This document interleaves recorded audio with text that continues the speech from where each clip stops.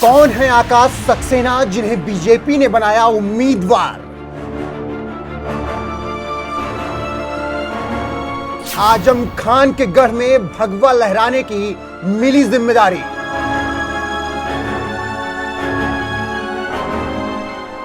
न कोई सियासी पहचान, न कोई सियासी भौकाल, फिर भी बीजेपी ने आकाश को क्यों बनाया उम्मीदवार?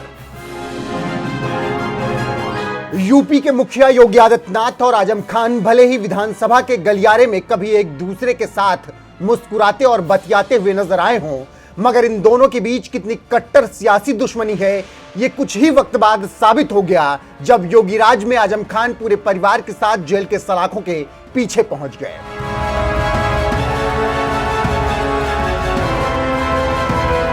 कभी सपा सरकार में कद्दावर मंत्री रहे आजम खान की पत्नी तंजीम फातिमा और अब्दुल्ला आजम तो फिलहाल अब जेल के बाहर हैं। दोनों को जमानत मिल गई है, लेकिन आजम अभी भी जेल की सलाखों के पीछे हैं और उन्हें जेल के पीछे पहुंचाने वालों में एक नाम जो सबसे बड़ा है वो है आकाश सक्सेना।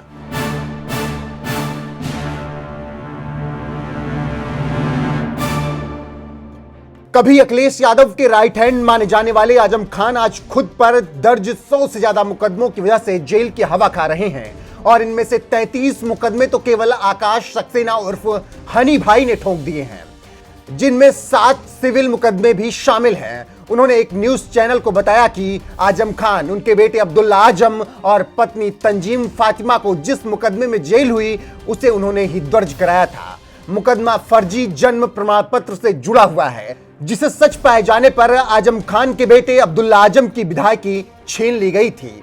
ऐसे तेज तर्रार वकील आकाश सक्सेना को जल्द ही बीजेपी ने विधानसभा का टिकट देकर बड़ा इनाम भी दे दिया है।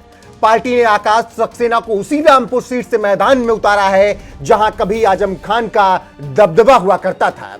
इस सीट से आजम खान 1-2 बार नहीं बल्कि 9 बार विधायक बने और 2009 में जब लोकसभा चुनाव जीतकर संसद पहुंचे तो उपचुनाव में इस सीट से आजम खान की पत्नी तंजीम फातिमा चुनाव जीतकर सपा के लिए सीट बरकरार रखी।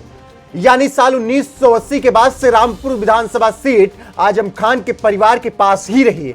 बीच में सिर्फ एक बार 1996 में कांग्रेस के पास यह सीट गई थी जब अफरोज अली खान ने इस सीट से जीत हासिल की थी, लेकिन जल्द ही 2002 में आजम खान ने फिर से रामपुर से जीत हासिल कर ली और आज तक इस पर आजम खान के परिवार का ही दबदबा रहा है।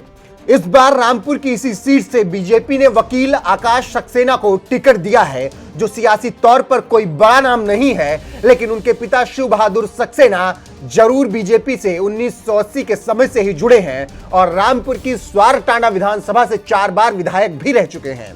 2007 के इस सीट से आजम खान के बेटे अब्दुल्ला आजम चुनाव जीते थे, मगर आकाश सक्सेना ने उनके खिलाफ फर्जी जन्म प्रमाण पत्र का मामला दर्ज करा दिया था, जिसके बाद उनकी विधायकी चली गई।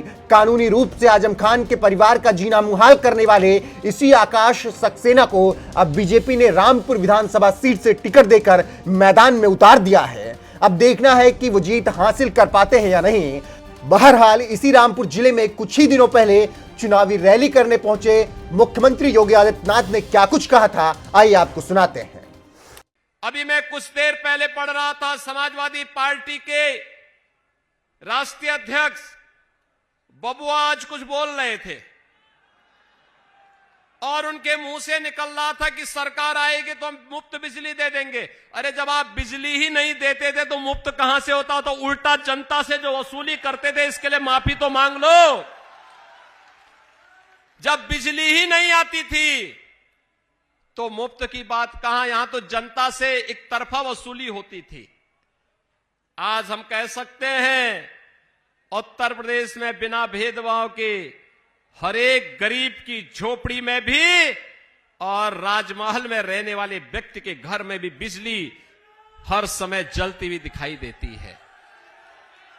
हमने बिना भेदभाव के बिजली दी। प्रदेश के अंदर 43 लाख गरीबों के आवास बनाए और आपके रामपुर जनपद में भी लगभग 18,000 गरीबों को एक एक आवास देने का कार्य हमारी सरकार ने किया है। लाखों नौजवान, लाखों परिवारों को शौचालय दिए हैं। हर गरीब को बिजली का निःशुल्क कनेक्शन उपलब्ध करवाया है और हर गरीब को रसोई गैस का कनेक्शन देने का कार्य भी हमारी सरकार ने किया है। भाइयों बहनों, सरकार ने कोई गुरेज नहीं की, कोई अन्याय नहीं किया, कोई शोषण नहीं किया। जिस गरीब का, जिस गांव का, जिस महिला का, जिस नौजवान का जो अधिकार था वह दिया।